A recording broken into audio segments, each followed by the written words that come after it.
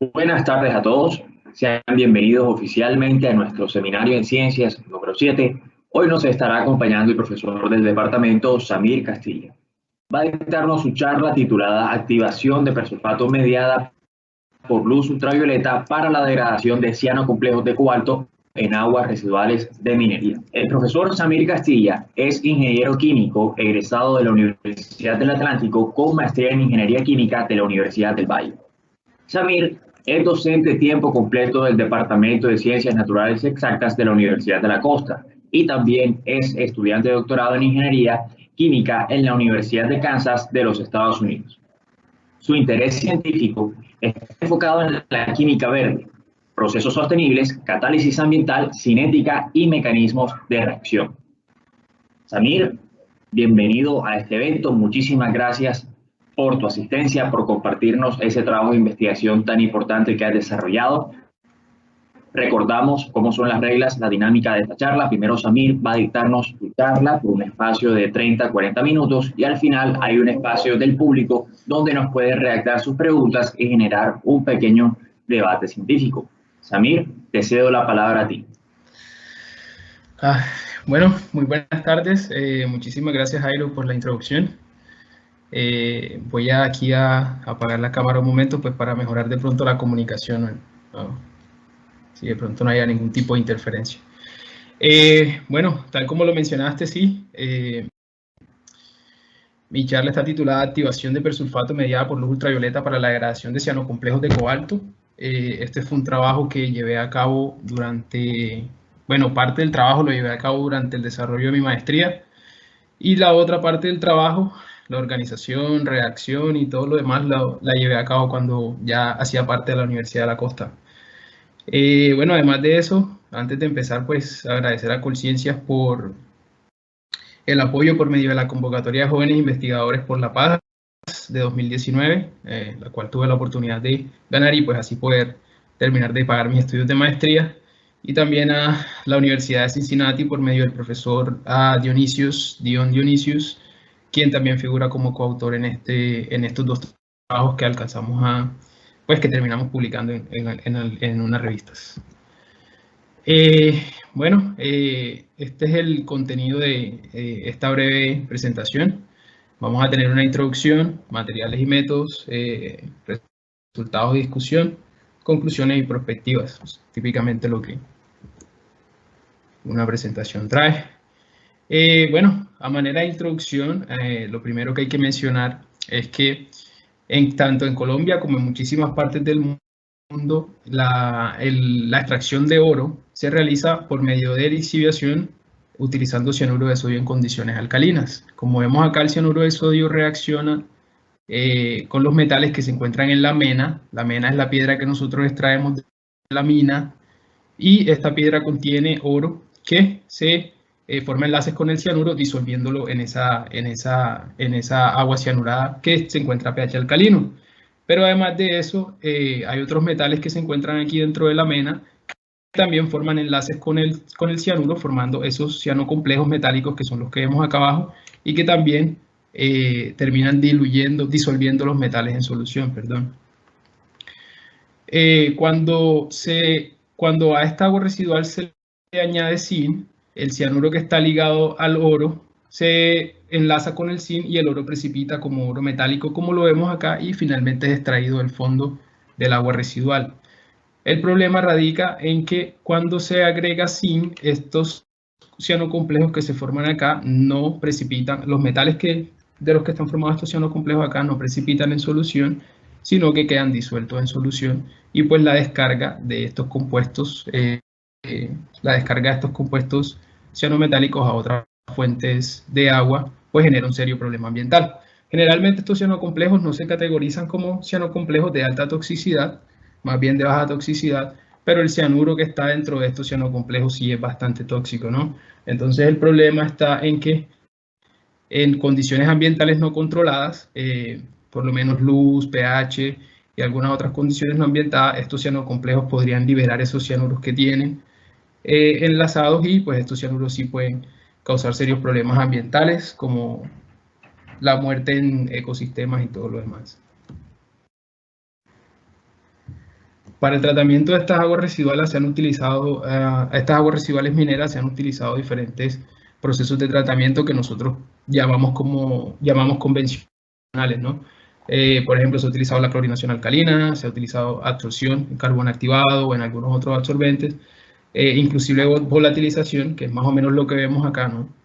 El sol, pues, se produce una fotólisis de algunos compuestos simples de cianuro y algunos complejos débiles, pero pues los complejos más fuertes, que son los más resistentes, por decirlo así, pues permanecen en solución por mucho tiempo, inclusive por más de 3 meses, como son los cianocomplejos de hierro y los cianocomplejos de cobalto. Bueno, estos procesos convencionales presentan bastantes dificultades en cuanto a la eliminación de esos cianocomplejos fuertes y débiles, pues en algunos casos sí eliminan esos cianocomplejos débiles y esos compuestos básicos a base de cianuro, pero sí tienen como efectos secundarios, los cuales son la producción de gases cianogénicos. En el caso, por ejemplo, de la clorinación alcalina, se produce un gas cianurado de cloro. También la producción de altos contenidos de residuos que también contienen cianuros y pues algunos otros procesos tienen una baja eficiencia de remoción.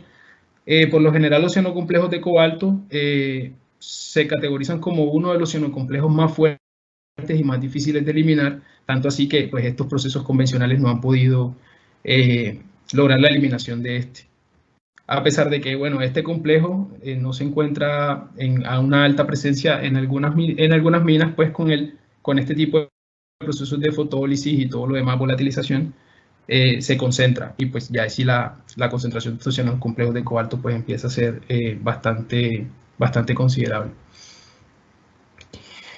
Bueno, como alternativa a la mitigación o como alternativa al tratamiento de estas aguas residuales mineras, se proponen los procesos avanzados de oxidación, y los procesos avanzados de oxidación no son más que procesos químicos no convencionales, cuyo objetivo es el de formar especies radicalarias que son bastante oxidantes o bastante reductivas, y estas especies radicalarias pues son las que terminan finalmente degradando estos componentes contaminantes, sean orgánicos o inorgánicos, o en este caso pues podría categorizarse como organometálico, ¿no?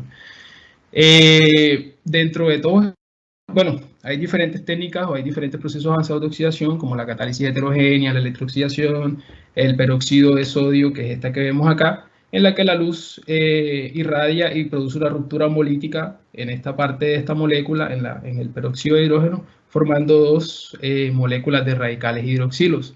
Estas especies son especies pseudoestables, son especies que duran muy poco tiempo en solución, pero debido a su naturaleza radicalaria son bastante reactivas, es decir que una vez entran en contacto con algún contaminante orgánico, con alguna especie, inmediatamente reaccionan y pueden reaccionar por muchas vías. Por ejemplo, el radical hidroxilo puede reaccionar por abstracción de hidrógenos, puede reaccionar por adición y también puede reaccionar pues, por transferencia de electrones, por oxidación por transferencia de electrones.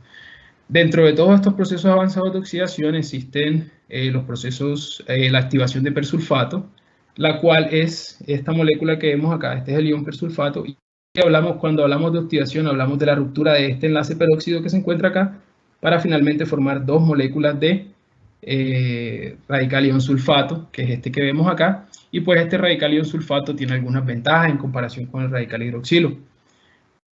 El radical hidroxilo posee un potencial de oxidación de 2.8 voltios, mientras que el radical ion sulfato en condiciones neutras podría alcanzar un potencial de oxidación de 3.1, entre 2.5 y 3.1. Además de eso, el radical ion sulfato, que es esta especie que vemos acá, posee una vida media mucho más larga, es decir, que persiste mucho más en la solución, y pues es mucho más selectivo para la oxidación, es decir, que este radical, en vez de reaccionar por abstracción de hidrógenos o en reaccionar por adición, es decir, que se adiciona a la molécula con la que está reaccionando, pues él prefiere más bien una transferencia de electrones, que básicamente es como tomar electrones de la molécula para ella poder formar el ion sulfato, ¿no? Dentro de estos procesos de activación del persulfato, podemos encontrar metales de transición, es decir, el persulfato puede reaccionar con metales de transición como el hierro, el cobalto, etcétera, para dar lugar a la formación de radicales e iones. También encontramos la luz ultravioleta, que es de lo que trata este proyecto en sí. Ultrasonido, base, entre otras maneras para activar el persulfato. Sin embargo, nosotros nos vamos a enfocar en estos dos. Nos vamos a enfocar en lo que es la activación por luz UV y nos vamos a enfocar en la activación alcalina o la activación con base. La activación con base, ¿por qué? Porque, como había mencionado al principio, este proceso de extracción de oro de la mena se realiza con cianuro de sodio a condiciones alcalinas. Entonces, a condiciones alcalinas cuando hablamos de condiciones alcalinas nos referimos a pH muy básicos, y el persulfato, cuando se encuentra en solución a pH muy básicos, pues también tiende a formar especies reactivas a base de oxígeno o radicalarias de las radicalarias que había mencionado antes, ¿no? Algunos investigadores, como Furman en 2010, investigaron la activación base del persulfato y plantearon finalmente este mecanismo que nosotros vemos acá, que está realmente bastante resumido porque son muchas más reacciones, pero pues estas dos reacciones que son como las más importantes, en las que se forma esta especie que está acá, y finalmente esta especie es la que termina reaccionando con el ion persulfato, pues para finalmente formar estos dos radicales, el radical ion sulfato y el radical ion superóxido, que también es una especie bastante oxidante, importante y compleja. Tiene muchos roles, sobre todo en el cuerpo, ¿no? Una vez cuando el persulfato está formado, pues el persulfato puede reaccionar en soluciones acuosas, puede reaccionar tanto con el agua como iones hidroxilo si el agua está en condiciones básicas, ¿no? Esta reacción que vemos acá, como vemos, la constante de velocidad de esta reacción es bastante baja. Esto es una constante de segundo orden. Es bastante baja, lo que indica pues que esta reacción realmente no es que sea muy rápida, ¿no?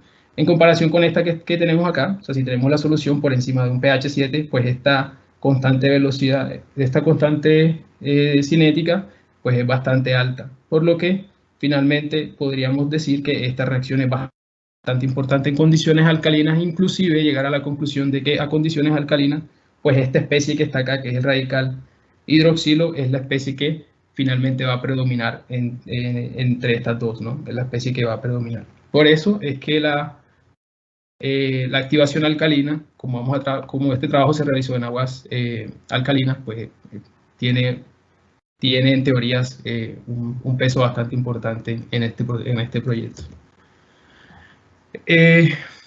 Bueno, la degradación de estas aguas, la degradación de estos compuestos cianurados a base de cianuro, tanto complejos débiles, complejos simples y complejos fuertes, se ha reportado en la literatura. Se han alcanzado eficiencias de remoción bastante altas en cuanto a la eliminación de compuestos simples de cianuro, como cianuro, cianato, y también se han alcanzado porcentajes de remoción bastante altos en cuanto a la eliminación de cianocomplejos débiles, como los cianocomplejos de zinc, de platino, etc. Sin embargo, solamente de lo que nosotros sabemos, de lo que nosotros buscamos en la literatura y pudimos encontrar, solamente se habían reportado estos dos trabajos para la eliminación del hexacianocobaltato o el cianocomplejo de cobalto que mostré al inicio. Y en el primer trabajo se realizó por ferratos, el cual también es considerado un proceso avanzado de oxidación, que también genera radicales, y la degradación que se obtuvo fue del 10%, y se intentó también con fotocatálisis heterogénea, utilizando dióxido de titanio, en el cual se encontró una degradación, o se tuvo una degradación del 30%, ambos trabajos fueron de la misma persona. Sin embargo, la degradación de este tipo de complejos cianurados por la activación de persulfato con luz ultravioleta no se había reportado antes en la literatura. Entonces el objetivo del trabajo fue evaluar esta tecnología, la activación ultravioleta del persulfato en condiciones alcalinas, en la eliminación del hexacianocobaltato, el ion hexacianocobaltato y cianuro libre en aguas sintéticas de minería. Cuando nos referimos a aguas sintéticas de minería es que nosotros tomamos el agua y la recreamos en el laboratorio, agregamos hacemos el proceso en condiciones controladas. El objetivo específico, bueno, realmente fueron varios objetivos específicos. Sin embargo, en este trabajo pues solo nos enfocamos en estos que están acá, que es caracterizar el efecto del pH, caracterizar el efecto de la concentración del persulfato, la concentración de agente oxidante, y caracterizar el efecto del oxígeno disuelto en la degradación del hexacianocobaltato. Estos son los materiales que nosotros utilizamos. Utilizamos el hexacianocobaltato de potasio como contaminante precursor. Esto es una sal que una vez entra en contacto con el agua, pues se solvata, formando el ion hexacianocobaltato, o pues teniendo el ion hexacianocobaltato en el medio, ¿no? Utilizamos hidróxido de sodio para controlar el pH de la solución, ya que el pH no podía bajar de 10. Bueno, cabe resaltar que todos los procesos llevaron a pH alcalino, porque si el pH baja de 10, la volatilización de cianuro tiene lugar. Entonces, para controlar el pH utilizamos hidróxido de sodio, utilizamos el persulfato de sodio como agente oxidante. En este caso es el oxidante que se activa para formar estas especies radicalarias. Utilizamos el ácido sulfúrico también para controlar el pH cuando subía. No dejamos que el pH subiera o bajara a los diferentes valores que ya voy a mencionar. Utilizamos nitrato de plata para titulación para poder cuantificar la cantidad de cianuro producido o liberado de los cianocomplejos. Y también utilizamos el dimetilaminobenzoalrodanina, el cual fue el agente indicador para la titulación. Utilizamos ácido aminobenzoico para cuantificar la concentración de cianato. Lo que hicimos fue que reaccionamos el ácido, pusimos en contacto el ácido benzoico, lo adicionamos en la solución en la muestra que sacamos para acomplejarlo con el cianato para medir el complejo en UV. Bueno, la técnica de cómo se realizó esta medida está un poco más detallada en el artículo. Más adelante hay un código QR por si alguien quiere, de pronto está interesado en recolectar un poco más de información o algo que le pueda servir, entonces ahí podría escanear el código QR. Utilizamos ácido hidroclorhídrico para preparar la solución para medir el nitrato, y también lo utilizamos para la medición de cianato. Y bueno, lo normal, ¿no? Borosilicato, multiparámetros. El reactor, utilizamos un reactor cilíndrico de acero, el cual es este que nosotros vemos acá. Este es el montaje experimental. Realmente es un montaje bastante sencillo que está esquematizado aquí, como vemos acá abajo, y consta de una bomba que es la que envía el fluido del burbujeador al reactor. Y aquí en el centro hay un tubo de cuarzo, el cual podemos apreciar aquí en un rosado un poco más claro, y esto que está acá en la lámpara UV. Nosotros utilizamos UVC a 256 nanómetros, que es la fuente de luz suficiente para poder romper el enlace peróxido, para poder formar estos radicales. Bueno, en algunos casos nosotros hicimos pruebas en presencia de oxígeno, y para evaluar la influencia del oxígeno en algunos casos utilizamos nitrógeno. Estos gases los introducimos por acá por este burbujeador, y acá tenemos pues una sonda de pH para el control de pH y una sonda para el oxígeno disuelto, pues para el control del oxígeno disuelto en la muestra. Y utilizamos la prueba actinométrica de ferroxianato de potasio para medir el flujo de fotones, o el flujo de fotones promedio que lleva en el reactor. Este flujo de fotones promedio fue de 6.5 por 10 a la menos 6 Einstein por segundo. Normalmente esto se hace para hacer comparaciones con otras geometrías que utilizan también luz solar. Perdón, que utilizan también fuentes de luz para la degradación de contaminantes. Bueno, esto es más o menos el diseño, podríamos llamarle el diseño que seguimos, el diseño experimental. Hicimos primero unas pruebas iniciales, miramos la influencia de la luz en la degradación del contaminante sin presencia del agente oxidante a condiciones alcalinas. Luego evaluamos la influencia de la activación alcalina del persulfato. Ya como lo había mencionado antes, la base es capaz de activar este compuesto y formar radicales. Y observamos la influencia de la activación alcalina sin la presencia de la luz solar. Y luego lo que hicimos fue que combinamos la luz solar con el contaminante en condiciones alcalinas, y así nosotros pues intentamos degradar 50 miligramos por litro de solución contaminante o de ion hexacianocobaltato a diferentes valores de pH. Primero probamos con pH 11, luego intentamos con pH 13 y lo realizamos a diferentes concentraciones de agente oxidante, es decir, diferentes concentraciones de persulfato, con el fin de evaluar la influencia del agente oxidante en la degradación del contaminante. Luego de eso, con la prueba que mejores resultados presentó acá, pues nosotros pasamos a la tercera etapa, que era la parte de la evaluación del oxígeno disuelto. Pues en este caso hicimos unas pruebas adicionales en atmósferas de nitrógeno, es decir, burbujamos nitrógeno en la solución para poder liberar todo el oxígeno que está ahí, y realizamos la prueba en ausencia de oxígeno, pues para mirar si el oxígeno tiene algún tipo de influencia en la eliminación del contaminante. Y después de esto, para evaluar la influencia de la concentración del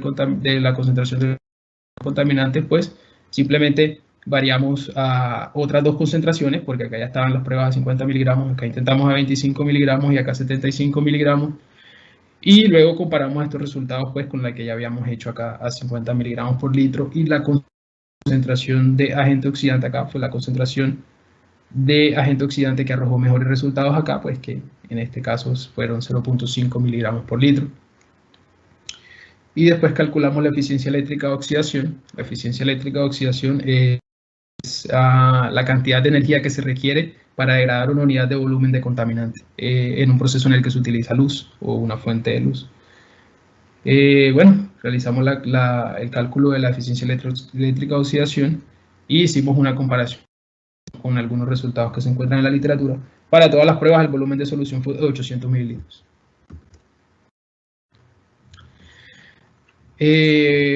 Bueno, para la concentración, para la medición y para el control del oxígeno disuelto, utilizamos una sonda de oxígeno disuelto de marca Orion 08305 MD y un multiparámetro de marca Orion 4 Star. Tomamos muestras cada 45 minutos hasta 225 minutos de reacción para las pruebas que no fueron de fotólisis y activación alcalinas, porque para esas tomamos pruebas cada 20 minutos hasta 120 minutos. Las muestras las centrifugamos y las filtramos, porque inicialmente queríamos medir el contaminante utilizando UV-Vis, pero lamentablemente no se pudo, porque al parecer con la degradación de este contaminante se forman otros productos de transformación que son productos bastante parecidos y que tienen un coeficiente de absortividad molar muy alto, y que además pues tienen espectros también bastante parecidos a mi contaminante inicial. Entonces se nos dificultó bastante la medición de estos por UV-Vis. Sin embargo, lo que nosotros observamos fue que luego de la degradación, el cobalto, que estaba totalmente desligado del cianuro, empezaba a precipitar. Como teníamos condiciones alcalinas relativamente altas, teníamos alta presencia de iones hidroxilo, es posible que estos, bueno, aquí yo creo que se alcanza a apreciar, estas pequeñas partículas de sólidos acá fueran hidróxidos de cobalto. Entonces lo que hicimos fue que tomamos las muestras, las centrifugamos y las filtramos y retiramos el sólido, y luego medimos la cantidad de cobalto disuelto en solución utilizando absorción atómica. De esta manera pues pudimos establecer, pues por estequiometría pudimos establecer una relación entre la concentración de contaminante y la concentración de cobalto que medíamos en solución. Así estaba inicialmente, luego así es cuando ya estábamos en proceso de degradación. Esto es al final, y aquí está cuando centrifugábamos las muestras y las filtrábamos. Aquí podemos apreciar el sólido, cuando centrifugábamos, aquí podemos apreciar el sólido, lo filtramos y luego pues pasábamos a absorción atómica y hacer el resto de análisis de medición de cianuro, medición de cianato y medición de nitrato. Medimos este cianuro porque el cianuro es la especie que se desliga de mi compuesto, de mi hexacianocobaltato, la especie que se desliga, y pues el cianato y el nitrato son subproductos de la degradación del cianuro. Entonces, además de la degradación del ciano complejo, pues nosotros también queríamos saber si esta tecnología era capaz de ir un poco más allá y también degradar el cianuro que se iba desligando del ciano complejo, ¿no? Bueno, con esta fórmula que está acá, nosotros hicimos el cálculo de la eficiencia eléctrica de oxidación. Esta fórmula se utiliza para reactores batch. Nosotros podemos hacer la asunción de que esto es un reactor batch. Y además de eso, esta fórmula también se utiliza para reacciones que siguen constantes de pseudo primer orden. Pues pseudo primer orden realmente es una aproximación bastante ruda de cómo es la cinética de un proceso, de una reacción. Pero sin embargo, pues esto resulta bastante útil a la hora de hacer una comparación sobre todo económica de estos procesos avanzados de oxidación. Bueno, aquí podemos apreciar los resultados, los primeros resultados de la fotólisis en condiciones de la fotólisis del hexacianocobaltato y de la activación alcalina de persulfato, la fotólisis sin presencia de persulfato y la activación alcalina sin presencia de luz. Y lo que podemos mirar acá es que en fotólisis, la cual es esta línea con cuadros negros que podemos apreciar acá, pues después de 120 minutos de degradación hay una eliminación del 10% de cobalto. Si ahora miramos la figura número 2, que es esta que está acá, pues nosotros observamos que después de los primeros 20 minutos de proceso hay una liberación de cianuro. Nosotros pudimos encontrar alrededor de 4 miligramos por litro de cianuro en la solución. Entonces la disminución del 10% de cobalto acá más la presencia de cianuro en solución, pues nos da a nosotros entender, o nos dio a nosotros entender de que existe una degradación, una fotodegradación del hexacianocobaltato. Además de eso, nosotros también hicimos un barrido del espectro utilizando UV-Vis y podemos encontrar que aquí aparece un pico con un pico acá a 380 nanómetros, pues con una absorbancia máxima, podríamos decir aquí en 380 nanómetros, y que este pico, pues, de acuerdo a la literatura, corresponde a este pentaciano cobaltato hidratado. No pudimos identificar algunos otros picos precisamente por lo que había mencionado al principio, y es que el coeficiente de absortividad molar de este compuesto que está acá es bastante alto, entonces su espectro termina opacando otros espectros que posiblemente podrían aparecer debajo de este. Sin embargo, de acuerdo a la literatura, bueno, estos resultados van de acuerdo a la literatura, ya que este señor en 1966 reportó que el hexacianocobaltato, bueno, que la fotodegradación de hexacianocobaltato a 254 nanómetros, que fue la longitud de onda de la lámpara que nosotros utilizamos también, pues su primer producto de transformación es este que vemos acá, que es el pentacianocobaltato hidratado, y que pues la sucesiva fotodegradación del pentacianocobaltato hidratado pues daría lugar a la formación de otra cantidad de compuestos que nosotros no pudimos observar, pero que sabemos que están ahí. Entonces esa sucesiva fotodegradación de este que está acá, pues es una explicación bastante razonable de la eliminación de cobalto en solución acá y de la aparición de cianuro que está acá. Además de eso, nosotros podemos observar que después de 20 minutos el cianuro empieza a decaer, es decir, que el cianuro empieza, el cianuro empieza a degradarse. Además de eso, con la aparición de cianato, que lo vemos acá, la aparición de cianato con el tiempo, y también la aparición de nitrato, pues indica que este cianuro también que el UVC, que la lámpara que nosotros utilizamos también es capaz de degradar el cianato hasta productos de transformación finales como nitrato.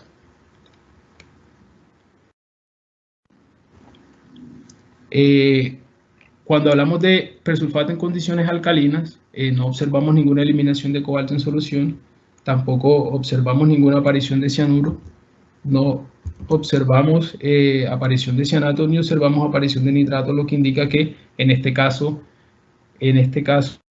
la activación alcalina de persulfato pues no contribuye a la degradación del contaminante.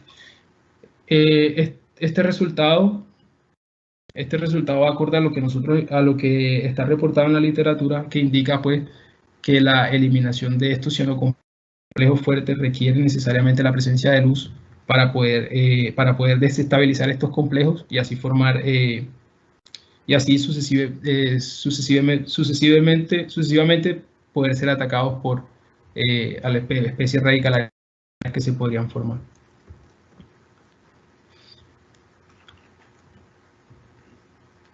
En la degradación de cianato cuando pusimos en contacto el persulfato con luz solar y con 50 y a 50 y colocamos y concentraciones de contaminante de 50 miligramos por litro, nosotros observamos que, bueno, realizamos las pruebas de degradación y estas pruebas se ajustaron a una cinética de pseudo primer orden, como ya lo había mencionado. Entonces, las cinéticas de primer orden fueron calculadas y fueron graficadas en función de la concentración de persulfato. Lo que podemos observar acá es que la constante velocidad observada es más alta a pH altos, a pH mucho más altos, desde 0.1, 0.3, 0.5, 0.7 y decrece un poco en 0.9. Esto fue atribuido a que a pHs mucho más altos la presencia del ion de hidroxilo es mucho mayor. Entonces hay una tenemos tenemos radicales iones sulfatos, los cuales pueden, debido a la alta presencia de iones hidroxilo, pues estos tienden a reaccionar con los iones hidroxilo para formar mayores especies de radicales hidroxilo. Como este radical que está acá tiene carga negativa y este ciano complejo también tiene carga negativa, pues nosotros atribuimos a que que esta interacción era bastante difícil de darse entre el radical ion sulfato y el hexaciano cobaltato, debido a que este compuesto que está acá, pues hay una repulsión electrostática entre ellos dos y este radical que está acá pues es bastante grande. Como a pH 13 hay una alta concentración de iones hidroxilo, va a haber una concentración más alta de esta especie que está acá debido a la reacción por transferencia de electrones entre estos dos, y esta especie que es mucho más pequeña y que no tiene carga negativa pues va a ser capaz de penetrar esta molécula y así poder formar y así poder degradar esta molécula efectivamente. Esa es la razón por la que nosotros atribuimos el incremento de la velocidad de reacción o el incremento de la constante cinética en pH mucho más altos, ¿no? Además de eso, pues también analizamos la eficiencia de remoción, analizamos la eficiencia de remoción en cada una de las concentraciones que nosotros evaluamos a diferentes pHs y observamos que a pH 13, de 0.1 a 0.5, el porcentaje de eliminación de cobalto es mucho más alto en comparación con pH 11. Sin embargo, después de 0.5 gramos por litro de persulfato, pues el comportamiento es bastante similar. Es decir, que en estas pruebas de eficiencia de remoción, pues tenemos dos tipos de comportamiento diferentes. El comportamiento que está por debajo de 0.5 gramos por litro y el comportamiento que está después de 0.5 gramos por litro. Esto lo podemos explicar de diferentes maneras. Debajo de 0.5 gramos por litro, la limitación, este comportamiento se podría explicar de la misma manera en la que explicamos el incremento de la constante cinética o de la velocidad de reacción. Por debajo de 0.5, pues hay una conversión mucho más efectiva de radicales ion sulfato a radicales hidroxilo, y además de eso, también nosotros atribuimos este comportamiento a que se ha reportado que a pH mucho más altos, a pH alcalinos, a pH básicos bastante altos, la velocidad de fotólisis, es decir, la velocidad de descomposición del persulfato para la formación de radicales es mucho más alta, ¿ya? Sin embargo, después de 0.5 gramos por litro, es decir, 0.5 gramos por litro, 0.5, 0.7 y 0.9, el comportamiento es bastante similar y nosotros atribuimos este comportamiento a que después de 0.5 gramos por litro el persulfato se encontraba en exceso en solución.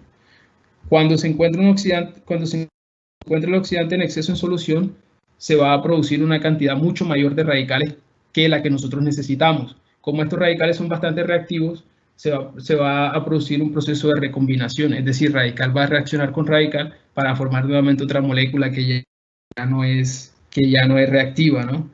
O en este caso, estos radicales también podrían formar con especies inorgánicas en solución para formar otros radicales que, si bien también podrían oxidar la materia, oxidar el contaminante o eliminar el contaminante, pues esa oxidación no es tan efectiva, ya que su potencial de oxidación es menor que los radicales precursores.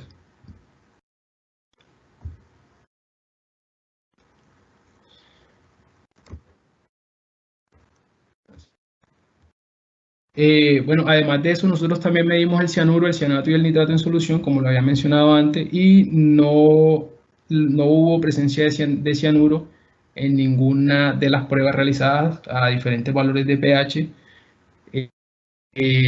Tuvimos que la concentración de cianato fue alrededor de 20 a 25 miligramos por litro a pH 11, y que a pH 13 esa concentración de cianato fue bastante menor, fue entre 0 y, podríamos decir, entre 0 y 0.5, entre 0 y 1 miligramos por litro, mientras que la concentración de nitrato, pues el comportamiento de nitrato es un poco diferente.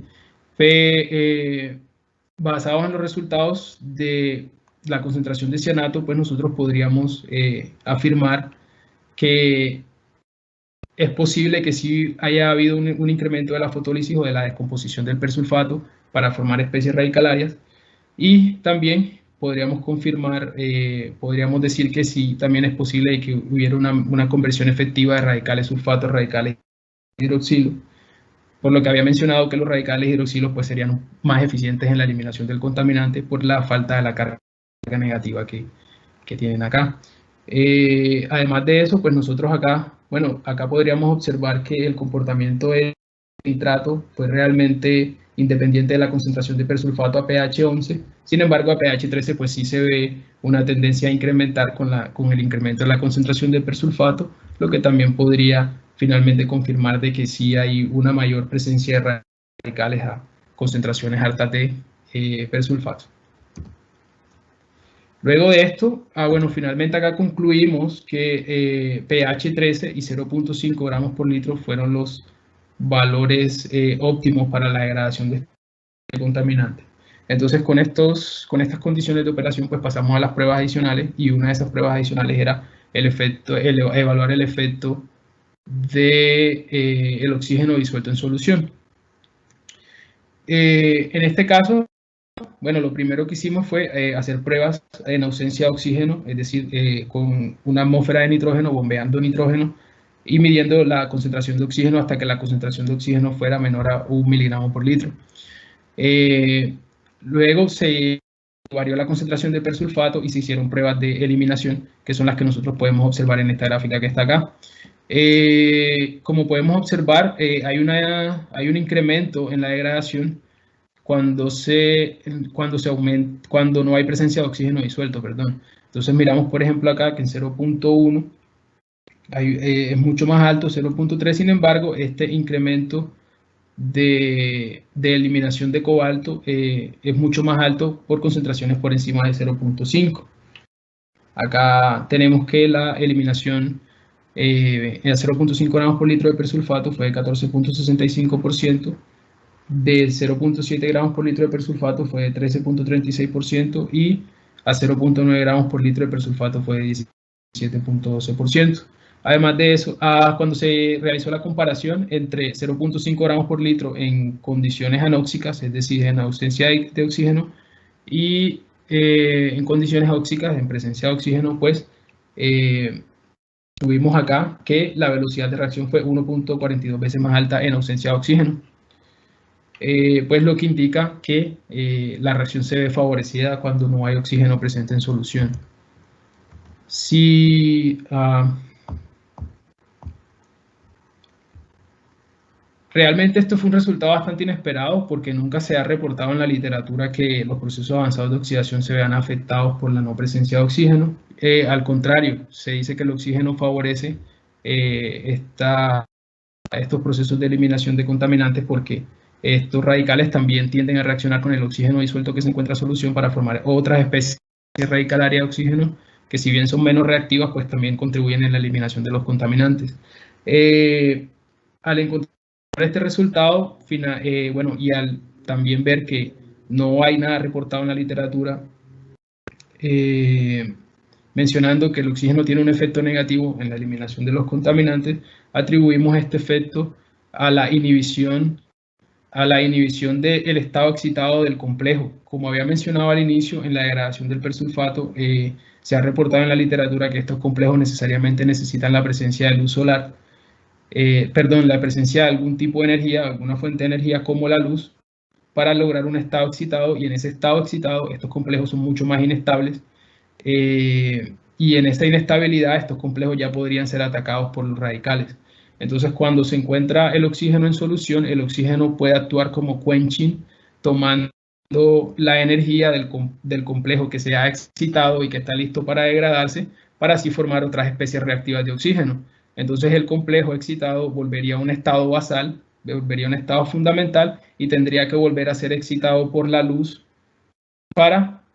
tendría que volver a recibir luz para volver a ser excitado para poder tener el chance de ser eliminado, para poder eliminarlo. Y entonces ese proceso de el perder el estado excitado, el volver al estado basal y volver al estado excitado, pues es un proceso que realmente termina siendo negativo para la degradación. Finalmente, evaluamos el efecto de la concentración inicial de ciano complejo. Hicimos pruebas a 25 y 75 miligramos por litro, y estas pruebas las comparamos con las de 50 miligramos por litro de hexaciano cobaltato que ya habíamos realizado. Hicimos la prueba durante 225 minutos de reacción, como todas las demás, exceptuando las de fotólisis.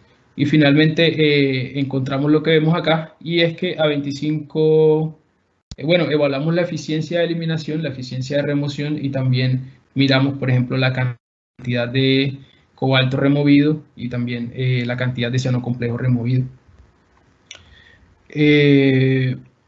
Miramos que a 25 miligramos por litro la eficiencia de eliminación fue del 99%, a 50 miligramos por litro la eficiencia de eliminación fue alrededor del 86%, y a 75 miligramos por litro la eficiencia de remoción fue alrededor del 70%. La eficiencia de eliminación o de remoción de cobalto en solución fue alrededor del 70%. Sin embargo, si hacemos el análisis en términos de miligramos de cobalto o en términos de masa removida, pues vamos a llegar naturalmente a que a 75, a la concentración más alta de hexaciano cobaltato, pues se removió una mayor cantidad de masa de cobalto. Este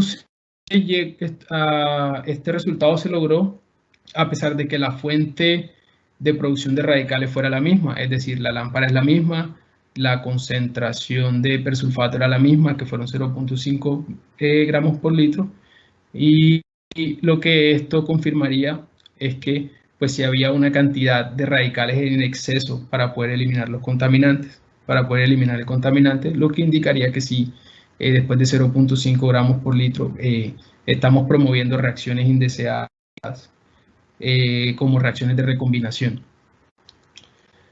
Además de eso, se hizo el cálculo de la eficiencia eléctrica de oxidación, la que se encuentra acá a las 3 diferentes concentraciones de contaminante, y miramos que la eficiencia eléctrica de oxidación más alta se logró a la concentración más alta de complejo estudiado. Estos resultados realmente no son tan diferentes a los que ya están reportados en la literatura para complejos más simples para compuestos más simples como por ejemplo el cianuro, a pesar de que nosotros acá necesitaríamos más radicales para la eliminación total del compuesto, ya que pues se elimina el hexaciano cobaltato, se elimina el cianuro que se libera del complejo, y se elimina el cianato, que también vendría siendo subproducto del cianuro.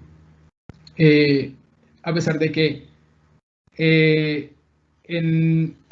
acá se necesitaría un poco más de luz, pues la diferencia realmente no es tan grande, ya que pues el medio está ahí. El medio básicamente consiste de agua y especies inorgánicas que por lo general tienen una carga negativa y facilita la transferencia de electrones entre especies. Esta transferencia de electrones pues de cierta manera también promovería la eliminación de los compuestos de manera un poco más eficiente. Bueno, como conclusiones tenemos que la activación de luz ultravioleta es una alternativa al tratamiento de aguas residuales mineras contaminadas con cianocomplejos fuertes y compuestos simples de cianuro, que el porcentaje de degradación más alto se logró al valor más alto de pH y se determinó que la presencia de oxígeno en solución pues, tiene un efecto negativo en la degradación del cianocomplejo y a su vez para los diferentes productos de transformación que provienen de la degradación del hexacianocobaltato. Se corroboró que los cianocomplejos fuertes necesitan de la presencia de luz para ser degradados y la activación ultravioleta persulfato pues llena los requerimientos para el tratamiento de aguas residuales precisamente por la condición del trabajo a pH alcalinos. Y además de eso, tendríamos que este proceso es fácilmente adaptable y no requiere de mayores ajustes de infraestructura, como vimos que el montaje pues era bastante simple. Sin embargo, estudios adicionales se requieren asociados a mecanismos de degradación del cianocomplejo y al uso eficiente de la luz solar para la activación del persulfato. Esto es un código QR que lleva directamente al enlace del artículo en caso de que alguno quiera alguna información adicional. Y muchas gracias por su atención. Samir, muchísimas gracias a ti por presentarnos tu trabajo de investigación. A continuación damos un espacio abierto para que el público pueda realizar preguntas a través del chat. Jairo, yo quizá voy a dar inicio entonces a las preguntas y a debate. Hola Samir. Samir, me gustaría que tú comentara un poco qué expectativas tienes tú cuanto a los productos de degradación de esos compuestos en términos de toxicidad, con base a la escritura o a lo que tú has leído. ¿Tú sí crees que los productos de degradación de esos compuestos pueden ser más tóxicos, menos tóxicos? ¿Qué piensas tú sobre ese tema? Bueno, como había mencionado al principio, los cianocomplejos en general son considerados de baja toxicidad porque el cianuro está ligado a los metales. Por ejemplo, los cianocomplejos fuertes son considerados de mucho menor toxicidad que los cianocomplejos débiles. Estos cianocomplejos se clasifican de acuerdo a la disociación de ellos en ácidos. Si nosotros desligamos el cianuro simple es mucho más tóxico, puede ser 10.000 o 1.000 veces más, 10.000 veces más tóxico que un cianocomplejo. El cianato es 1.000 veces más tóxico que el cianocomplejo. Si se desliga el cianuro y no se elimina el cianuro, es decir, que desligamos el cianuro del metal y ese cianuro permanece en solución, pues el agua residual final va a ser más tóxica que la inicial. Por eso era la motivación de, además de eliminar los cianocomplejos, tratar de trabajar a condiciones de operaciones que a nosotros nos promoviera también la oxidación de cianuro y a su vez la oxidación de cianato, pues para llegar a productos menos nocivos como nitrato, nitritos, carbonatos, y así pues asegurar de que la toxicidad del agua fuera la más baja posible. Ok, Samir. Eso también tomaste en cuenta cuando determinaste las condiciones experimentales. No sé si estoy equivocado, pero creo que tú trabajaste más en pH alcalino, ¿verdad? Sí. En aguas de minería, el pH, ¿tú tienes idea si es alcalino también? Sí, de hecho nosotros también hicimos pruebas con aguas residuales de minería real. Obtuvimos muy buenos resultados, pero no estaban en este trabajo. El pH de aguas residuales mineras oscila entre 10 y 12, por lo general. Depende de la mina, depende de la locación. ¿Sí? Sí. Además de eso, las condiciones de operación se fijaron de acuerdo a lo que hay reportado en la literatura. Realmente no hay mucho, del cianocomplejo no hay mucho, pero del cianuro libre pues hay una considerable cantidad de artículos ya publicados, pero además de eso también hicimos pruebas experimentales iniciales. Hicimos unas pruebas experimentales iniciales, estuvimos mirando la concentración de persulfato, la concentración de contaminante adecuada, cómo podríamos llegar a como un balance entre la eliminación del cianocomplejo y también la eliminación del cianuro que se iba liberando del cianocomplejo.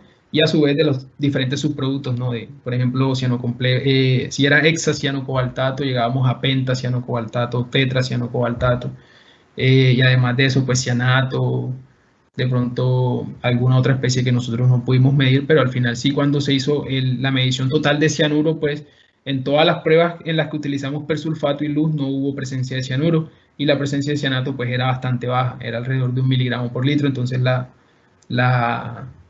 siempre nos estuvimos asegurando de que la toxicidad del agua resultante fuera menor que la toxicidad del agua inicial. Gracias, Samir.